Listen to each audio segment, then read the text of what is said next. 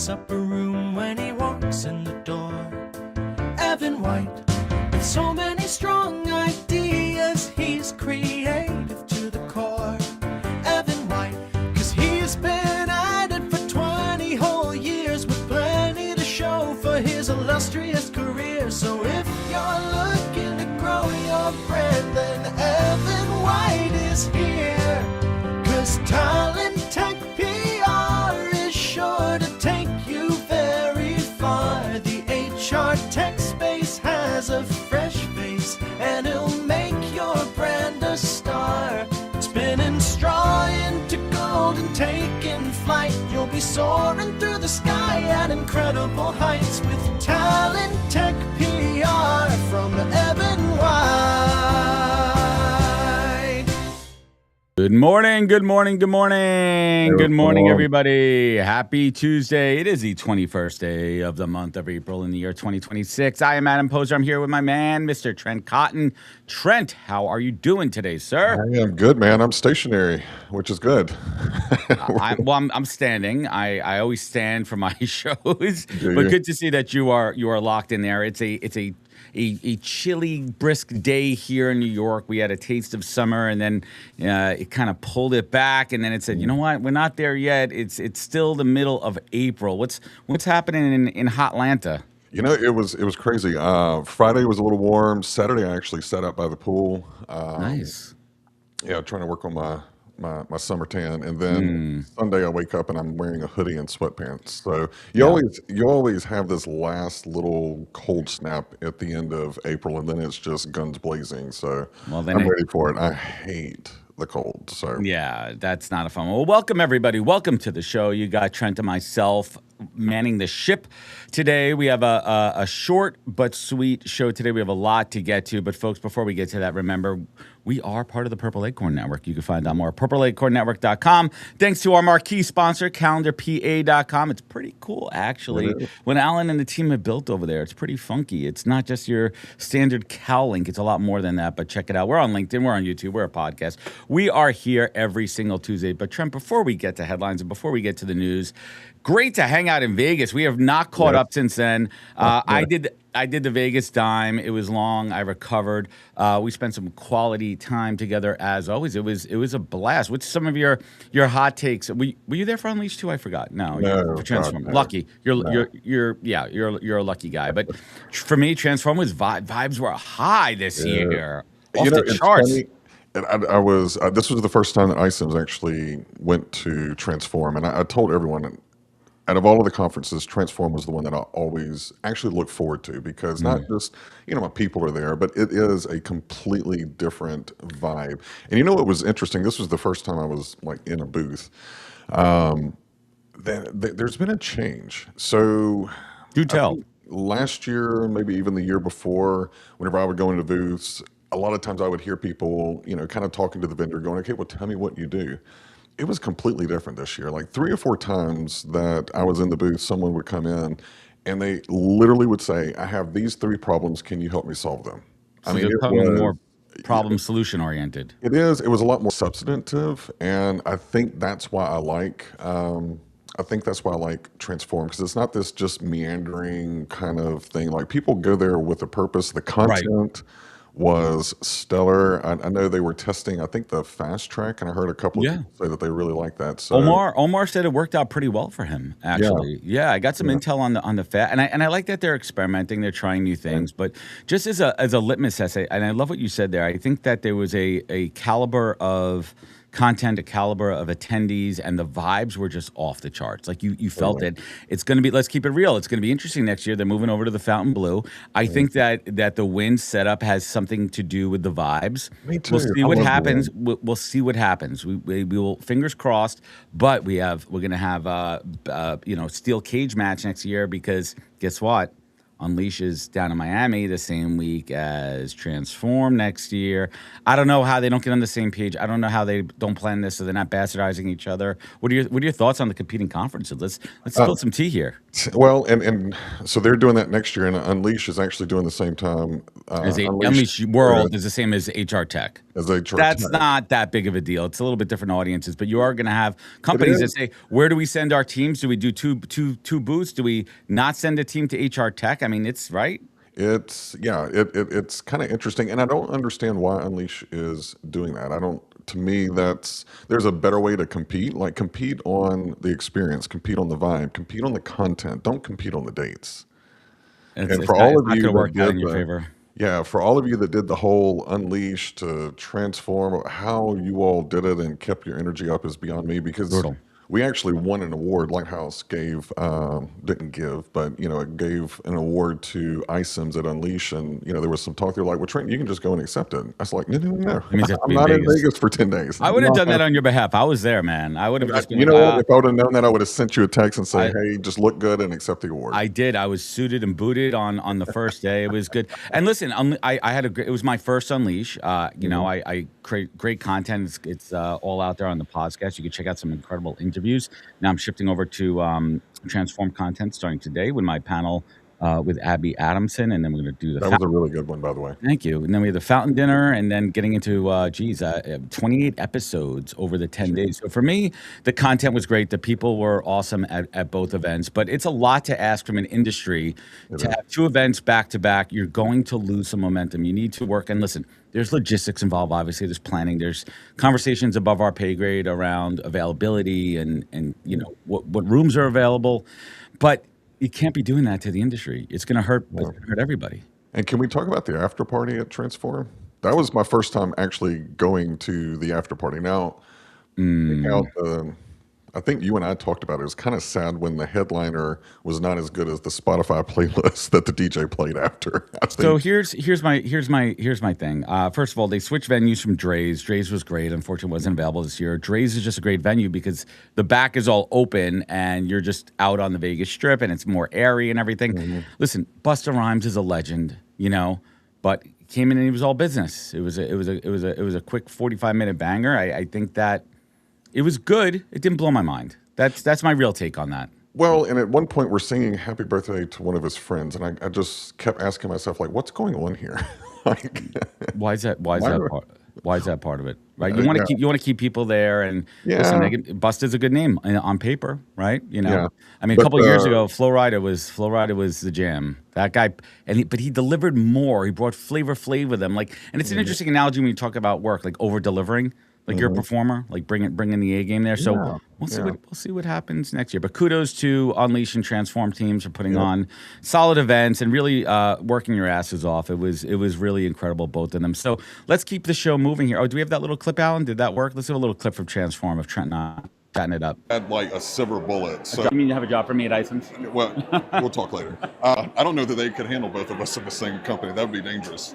Church a and good state. kind of dangerous. But what's funny though is this time last year at Transform, I was in the practitioner seat. I remember I was talking to you. I was talking to Nikki Russell, and I was like, I think I'm done.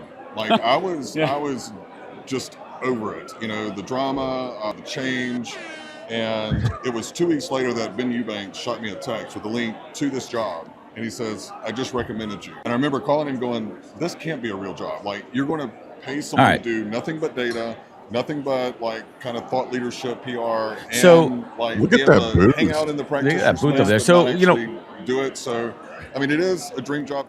So just a real quick note here, and it kind of goes back to what you were saying before, Trent. Like it's the conversations, right? The conversations in the hallways, the conversations in between the booths. It's catching up with, your friends you see, once a quarter. You see them it's like community, and we throw that word around a lot.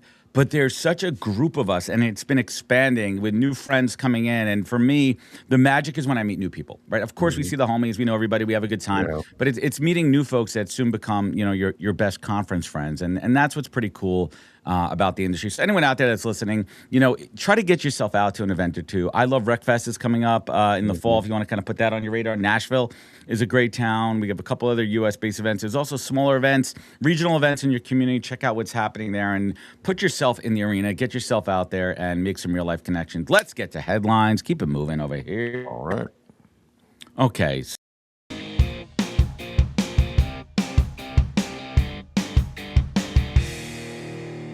First one up here. Why AI readiness training fails? Trent, you're the newsman over here. Let's dig into this one. It's funny. Whenever I saw that we were talking about this one and the next one, I almost shot our team a message and go, "You all are trying to get me riled up really early in the morning." This is, it's funny. So let's take AI out of it. Let's just treat it like it's any skill based or anything. Yeah. Right? So two things. One, it is not just a tech transformation, it is a people transformation as well. And I think that's the part that is being missed in the headlines. And I want to push a little bit harder. AI readiness training. Let's talk about AI adoption, because I think that's where people are tripping over the finish line. So, hey, organization, you now have access to Copilot. Well, most of the time they're just going to treat it like an enhanced Google, and they're not going to actually get into it. So you need to go and show some use cases, do some workshops with people and say, what is something that you wish that you could automate? What is something in your job that's repetitive or requires a lot of focus but not a lot of time? Start there and say, okay, well, let me teach you how to build a project or a space or a GPT, whatever it is. That's where simple workflow, right? A simple workflow. Yeah, God, there's so much that could be done with some sexy automation. Sexy automation for the win. Now, let's talk about it a little bit. I've been using this analogy a lot, right? These companies think that they have to go out. It's shiny object syndrome, right? They feel like they need it. But what's happening is you're going out, you're buying the Ferrari, you're spending a ton of money on it, you're investing into it, but then you bring it back to no one knows how to drive stick. People are scared to drive it. They don't know what to do with it. They think it's going to go too fast. So you have to teach them, right? If you're investing into the tools, you have to invest into the training. They go hand in hand together. And I think that the use case workshops really is. What about the idea of employees being scared that these tools are coming in, that they are going to take their jobs? Let's go for the trope over here. That's where you need to be transparent. So, again, former practitioner here. Honesty is the best policy, even whenever it hurts. But I do think that this is an opportunity. The conversations that are happening in the boardroom, we're already looking at areas that we know that are going to be impacted with AI and automation. Why not go and take those people and go ahead and start leveling them up for a different role that you need within the organization? Like, you owe it to them. And upskilling, reskilling. Rethink, reskill, and redeploy your workforce. Those are the conversations that need to be had now by every CHRO, every leader, because it's going to eliminate, I think World Economic Forum said 90 million jobs, but it's also going to create like 105 million new jobs that we don't even have a line of sight on. So why not Not get yet. the workforce ready for it? Because if not, then we are heading headlong into a very, very complicated predicament whenever it comes to the workforce. So I interviewed Jess Von Bank at Unleash, Oh, and I love she Jess. did a great analogy that we are literally building this Titanic. We know we're building this Titanic, and we're heading right for this iceberg. And to your point right there is we're building this machine that people don't know how to use, they don't know how to drive it, and the workforce readiness. And she said the same thing that you're hitting on. It's about workforce. This is a workforce transformation versus technology conversation that we need to be having a lot more of. How do we ready the workforce? Now, Trent, let's flip this one and talk about how employees need to take ownership and responsibility of their career trajectory and their current skill set. If this isn't going anywhere, just like the internet wasn't going anywhere, just like the automobile wasn't going anywhere. If you're a blacksmith, right? You're like, shit, I got to start figuring out how to work on these automobiles, right? You're still a technician, you're still a practitioner, and you have to learn how to use these tools, or you will be outdated. You need to make yourself as an employee invaluable. That's the word I keep harping on, is invaluable. And I see you cringing over there. Yeah, no, there's two things that I want to. One, I definitely agree with you. on the upskilling yourself. All right, Google has got this amazing AI certification training course that Yeah, goes my from buddy's doing it. yeah, I mean, it's a free college education in what's coming. Claude, same thing. Anthropic puts out some amazing content. So it's out there. And if you don't want to start there, go on YouTube and just say, I want to use AI to do X. And there is someone out there that'll walk you through on how to do Rabbit it. hole. Yeah, I mean that's how I've learned most of the AI stuff that I do is by watching other people solving similar problems. So yes, I agree. It is in your best interest, and it is actually your responsibility to level yourself up. Now, on the technology piece, I do hear people talk a lot like, "Oh, this is just like the internet. This is just like email." It is, but it isn't. And I think what is psychologically kind of stirring most of us is that we are actually creating technology that can turn around and upgrade itself. It can create new technology.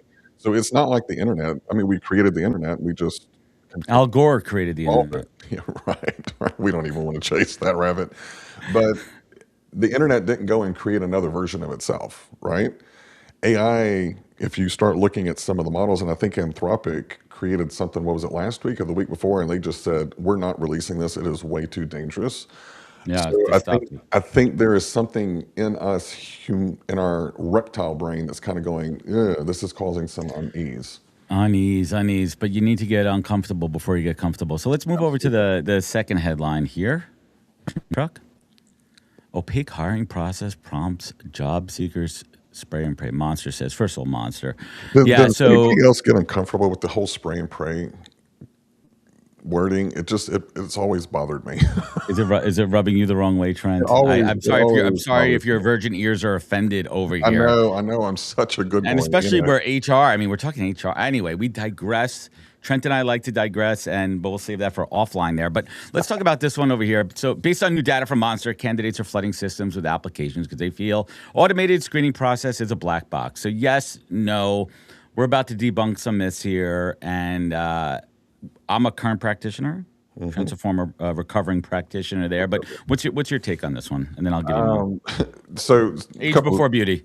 Oh yeah. Well, I don't know about all that, but the stats is what kind of jumped out at me. Of course, being a data guy, 48% of job seekers are doing the spraying and praying. 76% say that they'd be more selective if they got feedback. So the feedback loop is broken, but I think that what we all need to admit is that we're the ones that built the trap. And I don't Fact. think anybody is talking about that, right? So the whole conversation is like, I don't know that it's a little negative on candidates. They're using AI to just go and do these mass applications. Well, I mean, I can't fault them for it. You're using AI to go and try to rank them. You're using AI to go out and source more. So why are we faulting the candidates, especially in this job market? So that's You can't fault. I don't fault the candidates, but I just want them to work smarter and harder and better. totally, totally. And this is where I can't remember. I think some group asked me how to use AI smarter. It was a college group, and I told them, I said, I don't want you to stop using AI. I want you to use it smarter. Okay, so go in, look at the job, pull your resume, and say, I want you to see, do I have the skills to meet this job? If I do, what are some of the things that I should talk about in an interview? How should I? Questions I should ask. What should I Yeah, the call out of my questions that resume? I What should I should ask. reprioritize? Yeah, like if let's use an example of someone that was a project manager, and then they did some software development, and they're going out and they're only looking at software engineer jobs. Well, that's and it's kind of a dying market out there. But if they go in and they go to, like, Claude's one of my favorites, and says, here's my resume, here's all the experience, ask me a bunch of questions to really kind of build out my profile, and it goes in and interrogates you, and then you say, okay, based off of this, I want to stay in technology. What are some jobs that I should look for? What are some titles that I should look for? And it gives you the whole thing. And then you lock in on two or three and say, okay, now I want you to do two things. One, update my resume to kind of bring out my experience in those three areas. And then two, I want you to run a daily task and bring me Source the jobs jobs. that Create your own job board. yeah. I And mean, then that's how you use it, not just applying and going, maybe no. I'll get a chance. And it could also find, and now you just find the job, but what other, we talked about this offline a little bit in it Transform, like using it to look out for your blind spots. What other, based on my skill set, what other industries, what other companies am I not looking at? Right. Have it do the deep research for you. Have it like look out for your blind spots and work smarter. Because here's the other thing that's going to happen, candidates. This is a managing your own expectations game. So the more you apply to jobs that are irrelevant, the less results you're going to get, and it's going to hurt your mental health.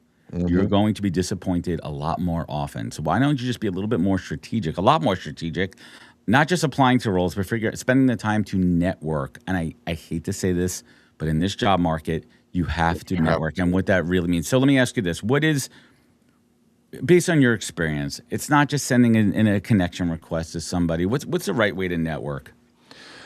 I don't know. And it's hard because, in the little video clip, we were talking about how I got this job. It was from Ben Eubanks, who's in my network. I've known him for a couple of years. It was just an email or an in-mail where I said, hey, I really like some of the research and stuff you're doing. Here's something that I've worked on. I'd love to kind of flesh it out with you. That was in 2017, so 9 years ago. And having that network and reaching out to someone, I think that you need to lead with, this is what I'm trying to do. Like, be honest. This is what I'm trying to do. I'd really like your input if you have an opportunity, to share some feedback. Not just, hey, Adam, I'd love to connect with you. I just applied for this job at your company. I was wondering if you could refer me. No, because I'm not going to put my name behind Nope. that. I don't care what the referral fee is. Yeah, and that's another interesting thing in companies too, and we could kind of digress on that for referrals, right? Like there's two sides to that, right? Companies have to obviously be mindful of like bias, right? You have to be careful of that. People want to work with people. People want to work with people that they like, but you have to be careful of that. And also, no one's going to refer people that aren't good because it reflects poorly on you. Most companies. So it's an interesting one here. So applicants, my advice as a recruiter is just get smarter. And here's the big one. Do not run your resume through ChatGPT and say, please make it work for this role if you don't have those skills. We will smoke you out in 2 seconds and you will look like an ass. Like, it is a bad look. Do not do that. But I understand the desperation out there and fake it till you make it. And people will get through because there's bad recruiters out there. Can we end on two pieces of advice for recruiters? First, recruiters, please remember, you're dealing with a human. Yes. Please, like, at the end of the day, and like whenever I report, like last month, 61,000 people's lives were affected by a layoff. Not 61,000 layoffs. That dehumanizes it. There are 61,000 people whose lives were affected by a layoff. Remember that whenever you're looking at their resume and at their experience. And then number two, employers. You're getting a bad rap, and there's such an easy lift, all right? So everyone's blaming AI for automatically declining candidates. Adam, we know that's a knockout. That's automation. That's not AI. Take the time, company. You have this application process. As soon as they apply, and rather than going, thank you for applying, going, here's our journey map. Here's where you are. Here's where the human is. Here's where we use automation. And here's where we use AI. Because that's going to help. If I apply to a job and immediately get a DNQ, then I understand that some question that I answered automatically disqualified me. Not AI and not a human. Transparency. Yeah, Big Trent, thank you for applying. Unfortunately, we see you're located in Atlanta. This role is required on site in New York. Please check our job board for roles in your area. Like, just, you could use this tech smarter, or say, hey, listen, unfortunately, we can't do sponsorship, or unfortunately, this role requires a certain tech stack skill. We do not see it in your resume.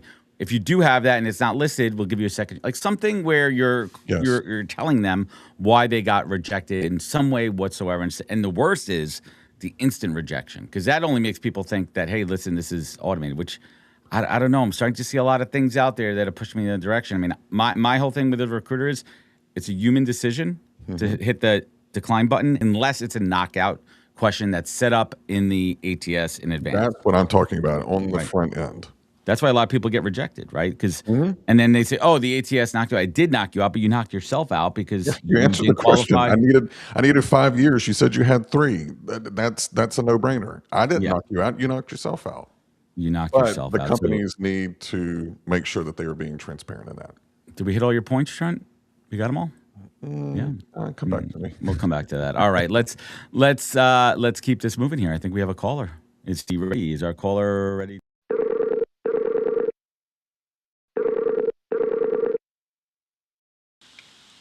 Zach, how you doing, man?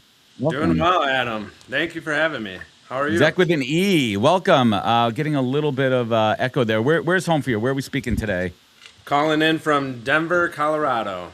Denver, Colorado. You still getting? I think it's my buddies out there. I think you got a little April snow the other day. The mountains are closed, most of them, right? Yeah, no, it's quite the tease since we basically weren't able to actually have a winter and go skiing and be out in the mountains. So I'm not sure how I feel about it. It was a tough one. So let's kick things off here. Zach is a president of Achieve Engagement. He leads Executive Leadership Network, where he supports organizations in building a better workplace and a stronger culture. So you're a culture guy, right? But we're going to break down those pieces that really, truly affect culture. We're going to talk about performance, and we're going to really talk about understanding what culture really is. And we're also going to break down a couple of your frameworks here, which one is interesting, the Achieve CPR, which is culture, performance, and retention. Did I do a good job of that? You did. Yes, that's a new framework we've rolled out, and yeah, we're super excited about it. So let's get into that, right? So most organizations, right, they treat culture, performance as these kind of separate initiatives. What are we seeing from leaders out there that they're actually making culture work? How do we take those pieces and put them into practice? Yeah, great question. Well, I think one thing we've seen is this tension between a lot of organizations that hyper focus on one pillar over the other, where we have certain high performing cultures, but they're not able to sustain it over a long period of time. And that's where they don't really center on some of the cultural retention oriented aspects, right? So they have quarters or halves of the year for high performance, but then they're not retaining that over the long term. And then vice versa, we see a lot of our members that have the friendliest, most engaging, high retaining talent pools, but they're not performing. And then that just leads to some tough conversations and things like that down the road. So what we find is like, okay, how do we start to build a balance between sometimes these tensions that organizations and leaders feel between, okay, we have moments and seasons where we need to perform, but we also have to create a certain experience and culture that retains high performers and keeps people engaged over the long term so we can sustain that into the future. Let's pause for a second. And one of the pieces I always think about I'm a practicing recruiter, is managing a initial candidate to employee experience expectations from the very beginning. There's some cultures, there's some companies where like our culture is 80-hour work weeks. We are building something here. This is who we are. We're not hiding it. We're not sugarcoating it, but we're telling you up front that this is what we do here. Is this something you want to be part of? And then the companies, in my opinion, that fail are the ones that don't say that. And then someone comes in and it's smoke and mirrors. What's your take? Yeah. Well, I think sometimes the biggest gap is one, they're not actually that intentional or clear on what their culture is. So then they're not even able to hire and recruit people that can gel well, connect, and actually be engaged in that type of atmosphere. Or sometimes they just feel the pressure, especially recruiters, to hit certain numbers and benchmarks to kind of be able to fulfill, okay, we need to fill these seats. We're growing fast. Let's just get butts in seats and continue growing. That's not right. And then all of a sudden now, again, we're back to a future problem that isn't able to sustain over the long term. So I think that's a huge gap of either one, not actually being clear on what their culture is so that they can effectively recruit for it, or they're just trying to hit some short-term kind of windows that cause them to make kind of split decisions and just try to get butts in seats. Exactly. So let's kind of calibrate here for a second here. We didn't even do a proper intro, but Zach, tell us a little bit about who you are, your background, and what you guys do. Yeah, so president of Achieve Engagement. We're a global HR people leader community, and we design different learning experiences to help organizations and people leaders, primarily HR leaders, people leaders is who we serve, help them breathe life back into their organizations, and that's kind of around the essence of Achieve CPR. Yeah, let's build on that one there. Let's talk about Achieve CPR. Big announcement here. It stands for culture, performance, retention. Let's break these down and dig in a little bit of how they all work together to resuscitate culture life back into a company. Yeah. Well, Culture is really your foundation to the following pillars. So culture, you got to start there. This is kind of talking about who you are, what you're here for, and how we're going to achieve what we want to achieve, which directly connects to that performance pillar. And we kind of decided, and it's also natural CPR for the framework, but performance is a really important pillar, right? Like we don't want to just have a high retention, engaging employee experience, but not perform because you're out of business at that point.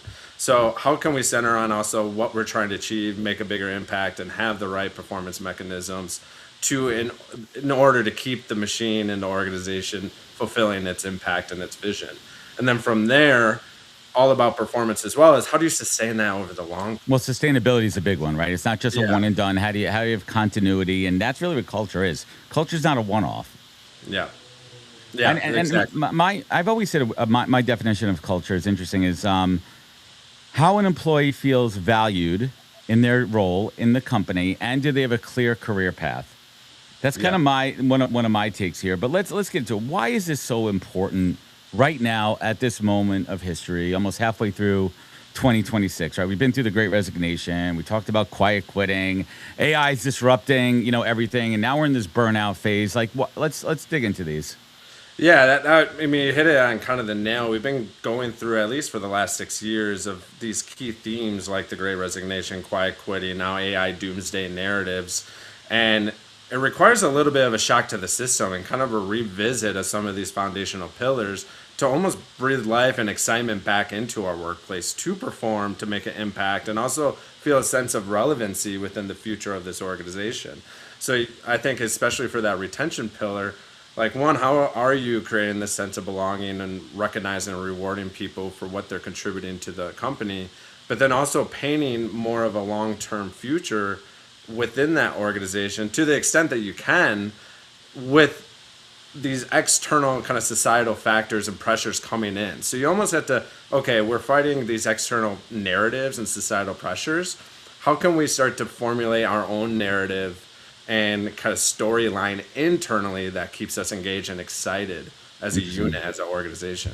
I talk a lot about, we're still debating return to office, work from home, remote work. And what I always tell people is we have to also go back to, was it 2020? When did the freaking pandemic start, right? Up until March of 21, right? Up until March of 2021, most people worked in an office, and it was a luxury. It was a benefit based on it to work remote. I remember how awesome and lucky it was. Oh, we have summer Fridays. We get to work from home, one Friday a summer. So a lot of these companies, this came as a shock.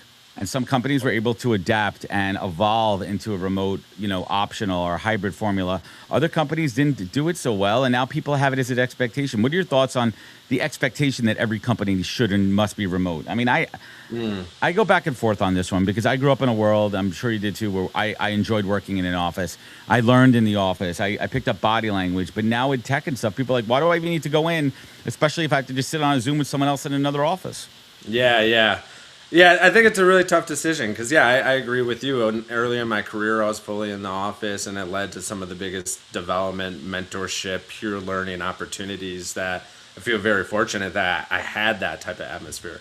I also really loved the remote workforce experience that came with COVID because it unlocked me to be able to live in different states at a time. I lived a more nomadic lifestyle. So, I definitely enjoyed the more personal benefits of that too. And now as a business owner and we're a remote team ourselves, I miss having a lot of in-person kind of office experience. So is that part of the culture? Is that part of the culture? I mean, how do companies who are fully remote keep a culture vibe and we're not just Slack coworkers and paper pushers here? That's what I find at a lot of these remote companies.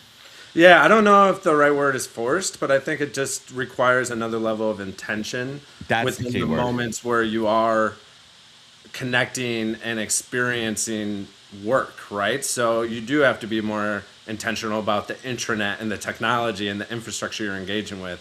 You do have to be more intentional about the messages and the communication styles that show up in the Slack channels or over the team check-ins and the town halls virtually. So I think it requires a little bit higher level of intentionality because now every single virtual touch point that is part of a larger routine or ritual, whether that's at a team level or organizational level, is kind of like that's that contributing factor to the culture, those micro moments. And unconsciously you kind of do that within the office, where now you're very limited to the amount of touch points you're getting culturally. So you have to be really intentional with the ones you got. The keyword is attention there. So let's talk a little bit about the CPR filter and what it really means about like how a leader should evaluate, the culture. What are those questions that they should be asking to really understand is culture working? Yeah. Well, one of the first things is CPR is a filter to help better understand if it's even aligned and connected to what the business is aspiring for as well. So that's kind of filter number one, is what does the business care about? What are the aspirations for the vision of the future, the impact that the CEO and the C-suite is trying to make within the organization and the strategic direction? And then how can you use that as the North Star to then align the pillars of culture, performance, and retention to that? So it's an alignment and also like a decision-making framework. Like, okay, what does the culture have to be and operate like to achieve that? What are the performance mechanics and kind of the mechanisms to achieve the impact and the vision that we're trying as a strategy? And then how do we have to make sure we retain what we're performing and the people that are performing for us to ensure we could do that to the vision state in the long term? So it's almost like a compass and a filter to ensure you're in alignment and staying out of just like, when I see some strategic plans for HR leaders, they're very programmatic heavy. Like, we're just going to do all these different programs. And right, we're going to drop programs and perks and benefits, but that doesn't keep people. They want to feel valued, right? Like what I was saying earlier, like, it's great. It's great that you're giving me these things, right? Maybe you give me a couple extra bucks, which helps. Compensation definitely helps retention in a lot of ways. Let's keep it real here. But people still want to be happy in their job and feel valued, right? Totally. Yes. And that's also something we've seen even in some of the reports around burnout. Like, so much of the experiences with burnout is less to do with the task load and also more about the sensation of forward progress in the task load. Like, do I have a sense that the work I'm doing is making an impact and it's moving forward on the goals, whether that's for my career or for the goals of the organization? So people want to feel like they're making a contribution, they have a sense of meaning and connection to that contribution, and they belong as a part of what we're doing here. And that's actually a more energizing experience, right? I do like it. What's one of the, before we bring it home here, what's one of the biggest aha revelations in your recent work that might be counterintuitive? So one of the biggest ahas I think I've seen recently is just the need to raise the bar and aspirations for the people function and the people strategy. Again, I kind of said, like, it's very programmatic heavy. People are trying to improve engagement scores and performance scores just by a couple percentage points. And in order to kind of shock ourselves out of this quiet quitting AI doomsday narrative, I feel like it requires, and the organizations I've seen thriving, operate from a higher level of aspiration and ambition for their people and for their culture. So I think there's a huge opportunity just to like raise the bar and ask more for ourselves, and that will actually energize and excite the company and the people. So that's been a huge aha. Well, let's always be raising the bar here. Zach, where are you speaking? Where can folks find you? Where you connect? You're going to be out on the road, right? Where are you going to be? Yeah. We're actually going to be in Austin next week for one of our community programs. So you can find me there all week next week. Otherwise, we do programs all over the country. You can go to achieveengagement.org and see some of our programs and just connect with us that way. And yeah, would love to see you in one of the upcoming cities. Awesome. Everyone reach out and connect with Zach to learn more. We appreciate you. Thank you for joining us on the HR Morning Show. And we'll see you back here maybe later this year. Take care, Zach. Thank you for joining us. Appreciate y'all. Bye-bye.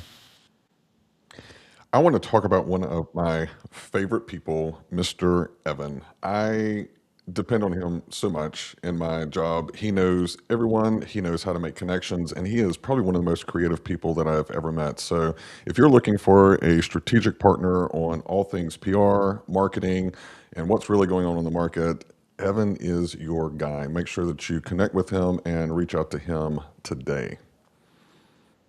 He is, and has a pretty cool little jingle that goes with him too. No.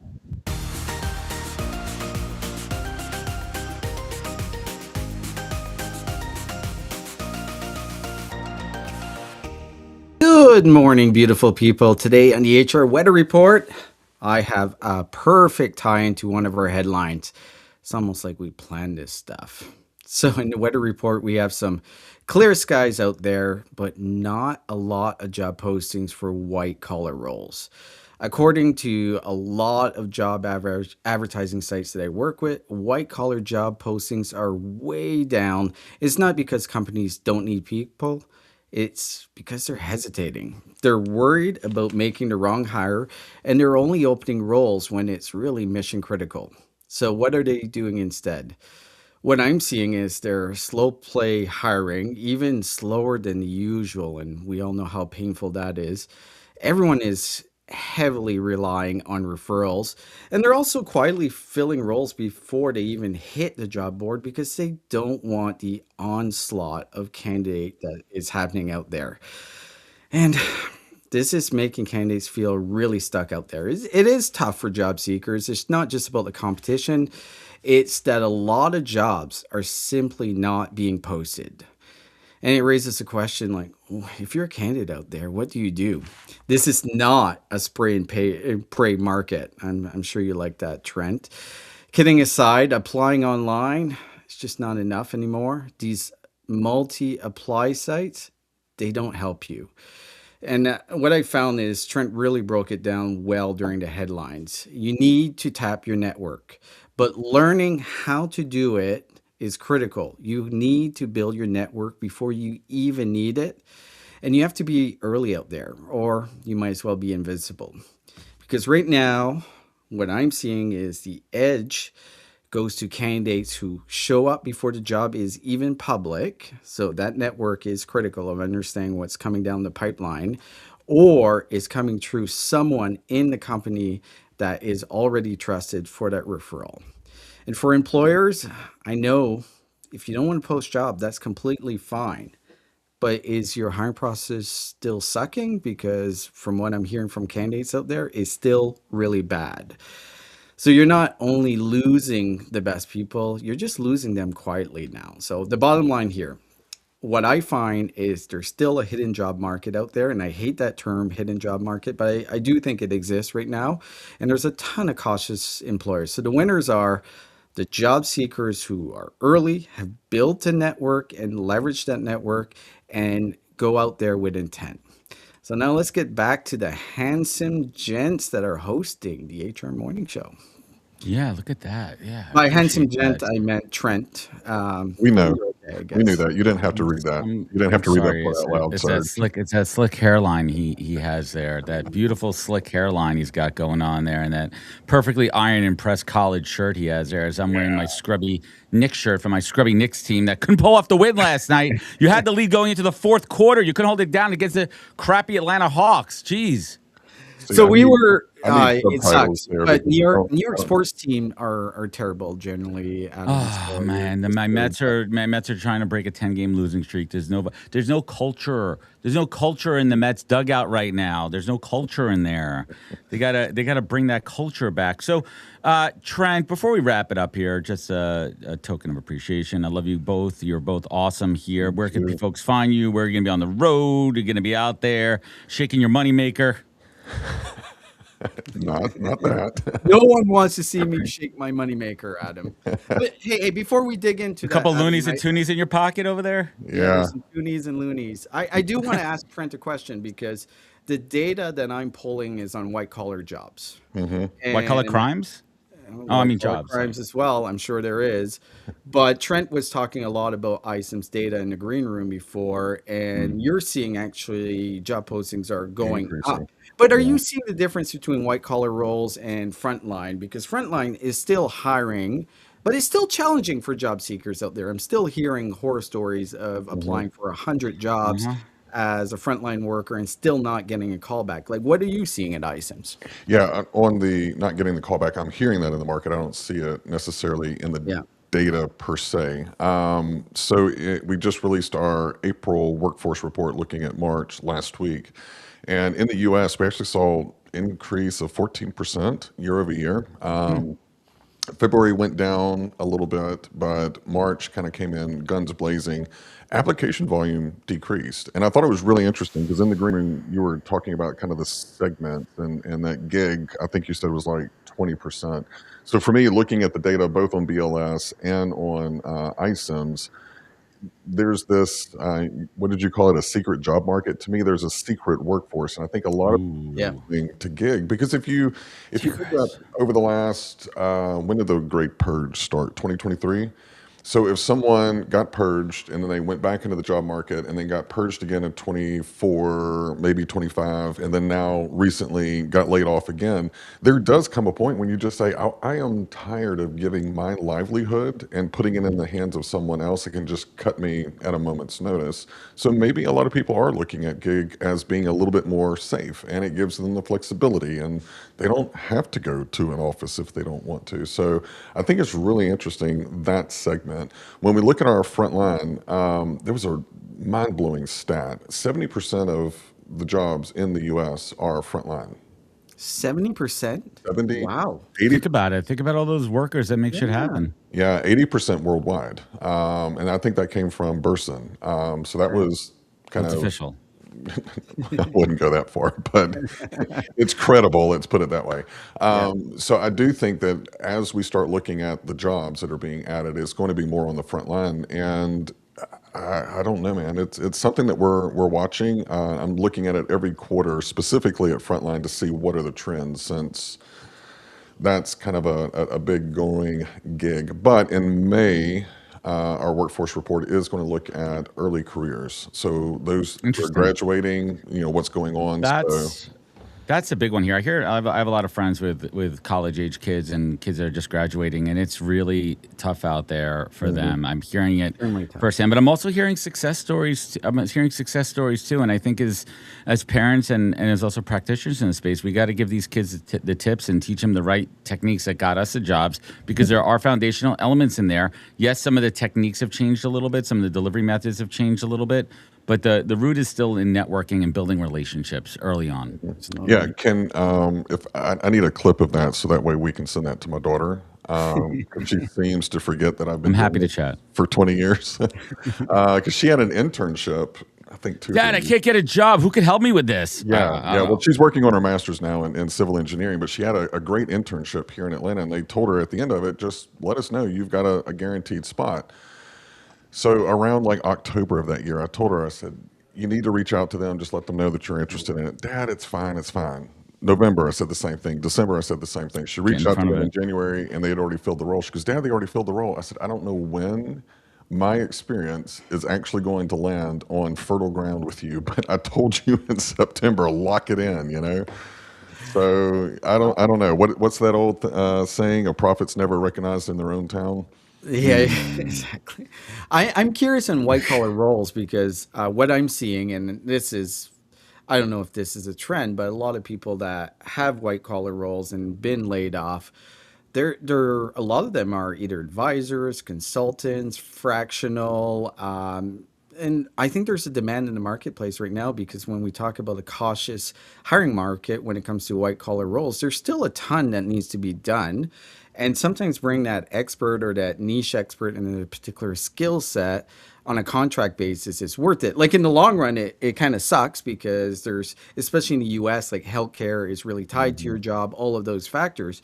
But I think a lot of people are doing that. Are you guys feeling that as well? Like from your professional networks that a lot are going into fractional type work?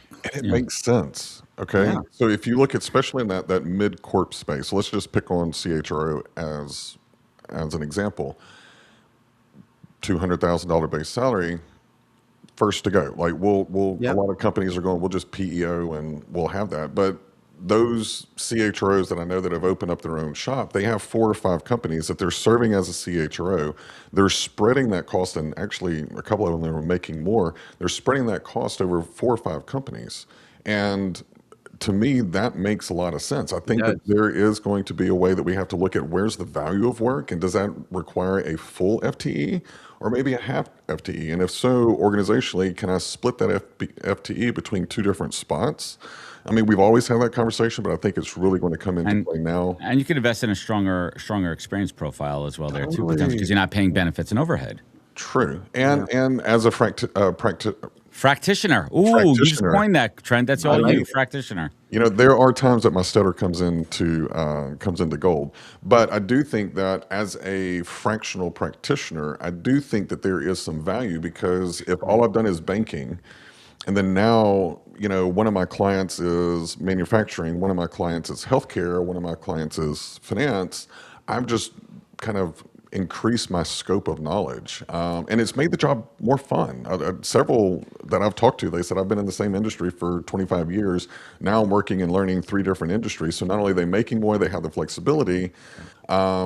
They've also got, you know, just they're kind of excited about the work again. So Kind of excited about the work. This is a good one. Let's keep this conversation going into next week. Let's keep the conversation going in the comments there. Trent and myself will be jumping in a moment there. Let's keep the good times rolling. I want to thank Talent Tech PR again for their sponsorship. Evan White is your man for all things PR. I could certainly personally attest to that. He's done wonders for me, and he's just an all-around great dude. Big shout out to Calendar PA. Shout out to our friends over at Aaron. Why not? They're not here, but he's fishing for one over there. No, we love Aaron. All things employee referrals. Follow us on LinkedIn. If you want to see more Purple Acorn, head over to purpleacornnetwork.com. Connect with us on LinkedIn. We're a podcast on Spotify. We're on Apple and anywhere else you find your pods. Big shout out to my man Trent. Surge with the weather. Remember, be good to yourself, be better to others, and catch us next Tuesday back here, same bat channel for the HR Morning Show. Have a great Tuesday, everybody. Thank you for joining us. Take care. see ya.